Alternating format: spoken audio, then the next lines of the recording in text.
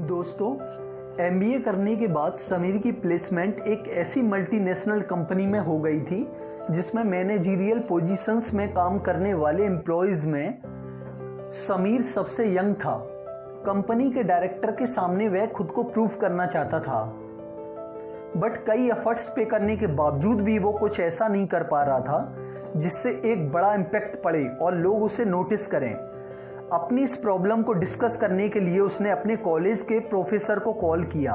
Busy होने के कारण प्रोफेसर ने मिलकर बात करने को कहा और उसे संडे को कॉलेज में बुलाया। समीर टाइम से पहुंच गया और दोनों कैंपस में घूम घूम कर बात करने लगे। प्रोफेसर समीर की प्रॉब्लम को अच्छी तरह समझ गए। प्रोफेसर ने समीर से कहा, चलो समीर एक चक्कर स्विमिंग पूल का लगा कर आते हैं। समीर बोला, सर मैं आपसे इतनी सीरियस प्रॉब्लम डिस्कस करने के लिए आया हूं और आप स्विमिंग पूल पर जाने की बात कर रहे हैं। प्रोफेसर फोर्सफुली समीर को अपने साथ स्विमिंग पूल पर चक्कर लगाने के लिए ले गए। दोपहर का टाइम था।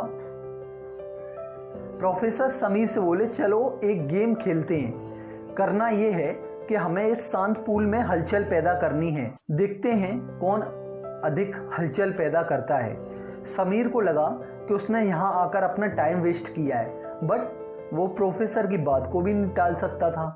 प्रोफेसर बोले, सबसे पहले तुम अटेम्प्ट करो। समीर ने इधर उधर देखा और पास ही में पड़ी एक स्विमिंग पूल ट्यूब को उठाकर पानी में फेंक दिया। प्रोफेसर हंसते हुए बोले, इससे तो बस थोड़े से ही रिपल्स बने हैं, क्या अपने एफर्ट्स से तुम इतनी ही हलचल पैदा कर सकते हो? यह सुनकर समीर थोड़ा गुस्से में आ गया और उसने इमीडिएटली पास में ही पड़ी चेयर को उठाकर पूल में फेंक दिया। प्रोफेसर स्माइल करते हुए बोले, गुड, ये एफर्ट्स पहले से बेटर था। इस बार के इम्पैक्ट से रिपल्स दूर तक गई हैं। समीर ने कहा, ओके सर, अब यहां से चलें। प्रोफेसर बोले, नो, गेम अभी बाकी है। क्या तुम एक चांस और लेना चाहोगे? समीर जो भी हो रहा था उससे खुश नहीं था। वह बोला, नो सर, अब यहाँ कुछ भी नहीं पड़ा हुआ जिसको मैं पूल में फेंककर हलचल पैदा कर सकूं। क्यों ना आप ही कोई एफर्ट्स करके देख लें। नेक्स्ट मोमेंट प्रोफेसर अपने कपड़े उतारने लगे और दौड़कर पानी में जंप कर गए। पूल में हलचल ही हलचल मच गई। समीर देखता ही रह गया। रीजन बीइंग, उसे प्रोफेसर से ऐसी कोई भी एक्सपेक्टेशन नहीं थी। प्रोफेसर पानी से निकलकर बोले, कुछ समझे समीर, ये स्विमिंग पूल एक्चुअली हमारे वर्क ऑफ एरिया को रिफ्लेक्ट करता है।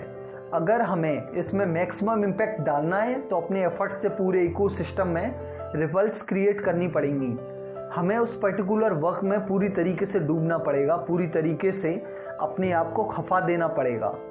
दोस्तों, हम चाहे जिस फील्ड में भी हों, अगर हमें अपनी फील्ड में नाम कमाना है, लेजेंड बनना है और एक्सीलेंस अचीव करनी है तो हमें एक्स्ट्रा ऑर्डिनरी एफर्ट्स पे करने पड़ेंगे।